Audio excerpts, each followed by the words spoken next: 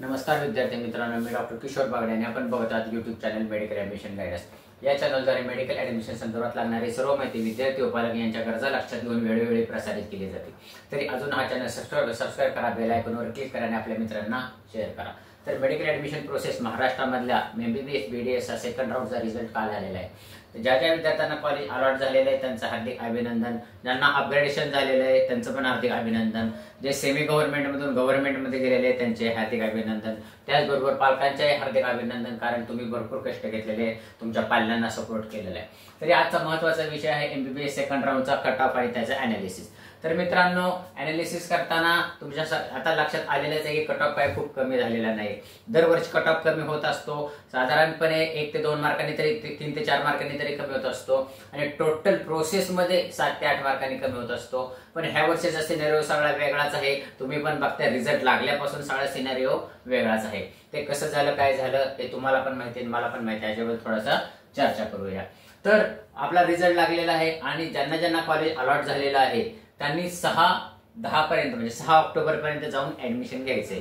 ज्यांचं हे झालेलं आहे काय म्हणतात त्याला बेटरमेंट झालेलं आहे, त्यांनी कसं करायचं, बेटरमेंट कसं करायचं ते मागच्या व्हिडिओमध्ये मी सांगितलेलं आहे, ते तुम्ही बघा।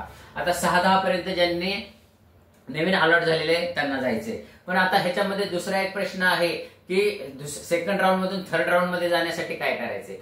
तर सेकंड राऊंड मधून थर्ड राऊंड तुम्ही जाऊ शकता, कारण ह्याच्यामध्ये काय झालेले बऱ्याच पालकांचे फोन आलेले आहेत, बऱ्याच विद्यार्थ्यांचे फोन आले येऊन भेटलेले आहेत की आता आम्हाला थर्ड राऊंड मध्ये जाता येईल का। तर मी सगळ्यांना सांगतो की तुम्हाला थर्ड राऊंड मध्ये जाता येतं, थर्ड राऊंड मधून फोर्थ राऊंड मध्ये तुम्हाला जाता येत नाही। तर सेकंड राऊंड मधून थर्ड राऊंड मध्ये तुम्हाला जाता येतं। आपण ह्याच्यामध्ये काय, जर सेकंड राऊंडला तुम्हाला कॉलेज मिळालं तुम्ही जर घेतलं नाही तर थर्ड राऊंड मध्ये जाताना तुम्हाला अडचण येते, तुम्हाला नवीन रजिस्ट्रेशन करावं लागतं। आणि मित्रांनो, तुम्ही कोणालाही स्टेटस सर्टिफिकेशन फॉर्म भरून देऊ नका, कारण स्टेटस सर्टिफिकेशन फॉर्म भरून दिला तर तुम्ही तिथं ब्लॉक होताल आणि तुम्हाला थर्ड राऊंड मध्ये जाता येणार नाही। आणि अजून एक महत्त्वाची गोष्ट म्हणजे साधारणपणे 8 ते 9 कॉलेज नवीन येण्याची शक्यता आहे। बरं 8 ते 9 नाही आले तर 3-4 तरी येतील किंवा 4-5 तरी येतील, तर त्याच्यामुळे तुमचं बेटरमेंट होण्याची पण शक्यता आहे। म्हणजे जे सेमी गव्हर्नमेंटचे आहेत ते सेमी गव्हर्नमेंटचे गव्हर्नमेंटला जाऊ शकतात पुढच्या राऊंडला, त्याच्यामुळे तुम्ही स्टेटस सर्टिफिकेशन फॉर्म भरण्याचा गडबड करू नका। तर हे झालं प्राथमिक माहिती। आता दुसरी माहिती काय की हे आपला जो कट ऑफ आहे तो कट ऑफ कमी का झाला नाही। तर मित्रांनो, ह्यावेळी मेरिट खूप झालेले, मार्क खूप पडलेले आहेत मुलांना, तर एका मार्कावर सेम मार्कावर मुलं भरपूर आहेत। पूर्वी काय असायचं, सेम मार्कावरचे मुलं कमी असायचे, तर ह्या वर्षी काय झालेले सेम मार्कावरचे म्हणजे many student on the same mark, त्याच्यामुळे त्या मार्कामध्येच मुलांचं फ्लक्च्युएशन झालेलं आहे। आणि दुसरी गोष्ट म्हणजे न्यू प्रेफरन्स फिलिंग। मागच्या वर्षापासून पूर्वी कसं होतं की एकदा प्रेफरन्स फिलिंग जर केली की ती शेवटपर्यंत टिकत होती, तेच प्रेफरन्स फिलिंग पुढे जात होती। पण आता मागच्या वर्षापासून काय केलंय, पहिल्या राऊंडची प्रेफरन्स फिलिंग 0 होती, नवीन राऊंडला परत करावी लागते। तर त्या केसमध्ये काय झालंय, ज्यांना सेमी गव्हर्नमेंट मिळालं नव्हतं मागच्या राऊंडला, त्यांनी ह्या राऊंडला पण टाकलेले, त्याच्यामुळं हा इफेक्ट झालेला की जेणेकरून कट ऑफ कमी झालेला नाही। तर हे झालेलं प्राथमिक माहिती, सेकंड राऊंड ह्याच्याबद्दल माहिती झालेली प्राथमिक। तर आता आपण कट ऑफ बघूया, गव्हर्नमेंटचे कट ऑफ, सेमी गव्हर्नमेंटच्या कट ऑफ बद्दल मी उद्या व्हिडिओ करणार आहे, तो तुम्ही जरूर बघा। आता फक्त गव्हर्नमेंटचा कट ऑफ बघू। ओपनचा झालाय 641 ला, ओबीसीचा झालाय 637 ला, SC/BCचा झालाय 634 ला आणि EWSचा झालाय 616 ला।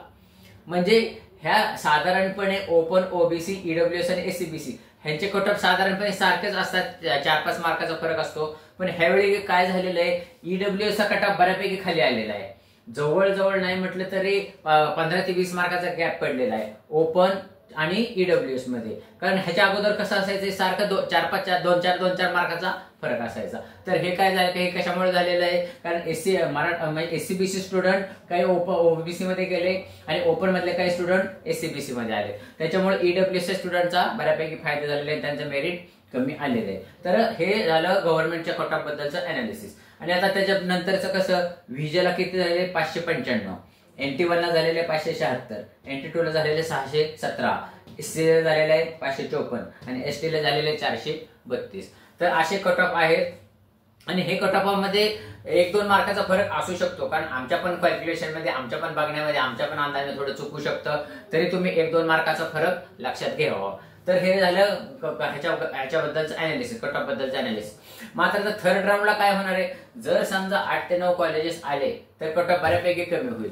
एक जर कॉलेज आलं, साधारणपणे 50 ते 100 जागांचं कॉलेज आलं तर साधारणपणे 2 मार्कांनी कट ऑफ कमी होतो, असा आमचा पाठीमागचा अंदाज आहे, 2 ते 3 मार्कांनी. आणि मग कसं त्या प्रमाणात किती कॉलेजेस येतील, त्या प्रमाणात किती कट ऑफ कमी होईल, तेव्हा आम्ही नंतर व्हिडिओ बघूच, तो तुम्ही बघा. तर मला वाटलं की हे तुमच्या लक्षात आलं असेल, सेकंड राऊंडचा कट ऑफ आणि त्याचं अनालिसिस. तर अनालिसिस करताना मी तुम्हाला सगळं सांगितलेलं आहे. सेकंड राऊंडचं हे कसं जायला, तुम्हाला स्टेटसाठी फॉर्म भरू नका. मला वाटतं की हे तुम्हाला सगळं लक्षात आलं असेल. लक्षात आलं नसेल तर व्हिडिओ परत बघा. या अशाच माहितीपूर्ण व्हिडिओसाठी या चॅनलला सबस्क्राईब करा, बेल आयकॉन क्लिक करा, आपल्या मित्रांना शेअर करा.